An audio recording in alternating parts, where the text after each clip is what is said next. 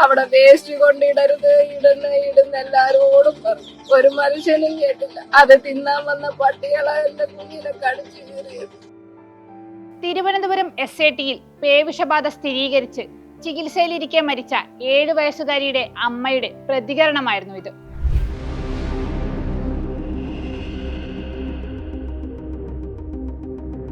സംസ്ഥാനത്ത് ഒരു മാസത്തിനിടെ 3 കുട്ടികളാണ് പേവിഷബാധയേറ്റ് മരിച്ചത്. അവർ 3 പേരും പ്രതിരോധ വാക്സിൻ എടുത്തവരാണ് എന്നതും ശ്രദ്ധേയം. പ്രാഥമിക ചികിത്സയും 3 ഡോസ് പ്രതിരോധ വാക്സിനും നൽകിയിട്ടും കുട്ടികളെ രക്ഷിക്കാൻ ഒരു സംവിധാനത്തിനും സാധിച്ചില്ല. വാക്സിൻ എടുത്തിട്ടും കുട്ടികൾ പേവിഷബാധയേറ്റതും മരണം സംഭവിച്ചതും ആശങ്കയ്ക്ക് വഴിവെക്കുന്നു. 150-ലധികം രാജ്യങ്ങളിലായി പ്രതിവർഷം 59,000-ഓളം മനുഷ്യമരണങ്ങൾക്ക് റാബിസ് കാരണമാകുന്നുണ്ട് എന്നാണ് ലോകാരോഗ്യ സംഘടന പുറത്തുവിടുന്ന കണക്ക്. ഇതിൽ 95% കേസുകളും ആഫ്രിക്കയിലും ഏഷ്യയിലുമാണ് സംഭവിക്കുന്നത്. ഇതിൽ പകുതിയോളം കേസുകളിലും ഇരയാക്കപ്പെടുന്നത് 15 വയസ്സിൽ താഴെയുള്ള കുട്ടികളാണ്. ഗ്രാമപ്രദേശങ്ങളിലാണ് കൂടുതലായും തെരുവുനായ ആക്രമണം റിപ്പോർട്ട് ചെയ്യുന്നതെന്നും ലോകാരോഗ്യ സംഘടനയുടെ റിപ്പോർട്ടിൽ പറയുന്നു. 2030 ആകുമ്പോഴേക്കും ആഗോളതലത്തിൽ നായ ആക്രമണത്തിലുണ്ടാകുന്ന പേവിഷബാധയും മരണവും ഇല്ലാതാക്കാൻ ആവശ്യമായ നടപടി സ്വീകരിക്കുമെന്നും ലോകാരോഗ്യ സംഘടന പുറത്തിറക്കിയ റിപ്പോർട്ടിൽ വ്യക്തമാക്കുന്നുണ്ട്.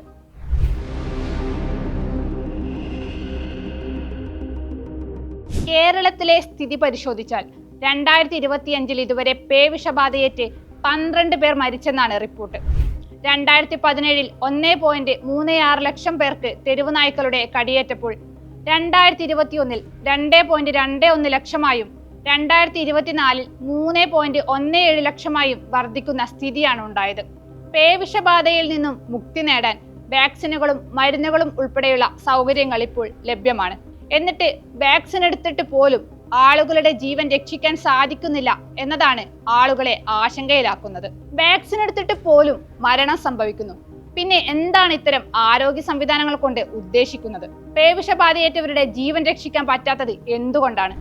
ഇതൊക്കെയാണ് ഇപ്പോൾ സമൂഹത്തിൽ ഉയർന്നു വരുന്ന പ്രധാന ചോദ്യങ്ങൾ.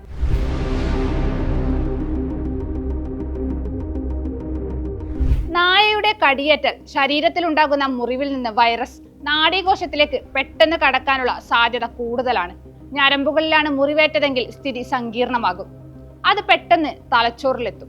നായയുടെ കടിയേറ്റ് പേവിഷബാധ ഏൽക്കാതിരിക്കാൻ ചില മുൻകരുതലുകൾ സ്വീകരിക്കേണ്ടിയിരിക്കുന്നു. തെരുവുനായയുടെ കടിയേറ്റാൽ സോപ്പും വെള്ളവും ഉപയോഗിച്ച് മുറിവ് കഴുകുക എന്നതാണ് ആദ്യഘട്ടം.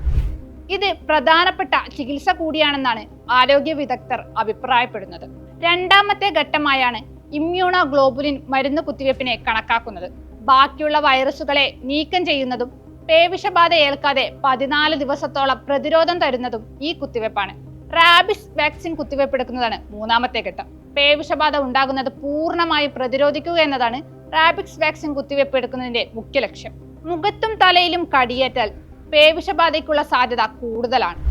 3 ഡോസ് വാക്സിൻ മുൻകൂട്ടി എടുക്കുന്നത് പേവിഷബാധയിൽ നിന്ന് ആജീവനാന്തം സംരക്ഷണം നൽകുന്നുവെന്നും ആരോഗ്യ വിദഗ്ധർ അഭിപ്രായപ്പെടുന്നു. തെരുവുനായ്ക്കൾ പെരുകുന്നത് നമ്മുടെ ശുചിത്വബോധത്തിന്റെ അലംഭാവത്തിലേക്ക് കൂടിയാണ് വിരൽ ചൂണ്ടുന്നത്. കുമിഞ്ഞുകൂടുന്ന മാലിന്യ കൂമ്പാരത്തിന് ചുറ്റും ഭക്ഷണത്തിനായി ചുറ്റിത്തിരിയുന്ന നായക്കൂട്ടങ്ങൾ പതിവ് കാഴ്ചയെന്നോളം മാറിക്കഴിഞ്ഞു. നായക്കൂട്ടങ്ങൾക്ക് യാതൊരു ഉപദ്രവവും കൂടാതെ നടന്നു പോകുമ്പോൾ കൂടിയും അവ വഴിയാത്രക്കാർക്ക് നേരെ പാഞ്ഞെടുക്കുന്നു. ഇത്തരത്തിൽ നായക്കൂട്ടങ്ങളെ നിയന്ത്രിക്കുന്നതിനാവശ്യമായ വന്ധ്യംകരണ പ്രവർത്തനങ്ങൾ കൃത്യമായി നടക്കാത്തതും തെരുവുനായ ആക്രമണം കൂടുന്നതിന് ഇടയാക്കുന്നുണ്ട്.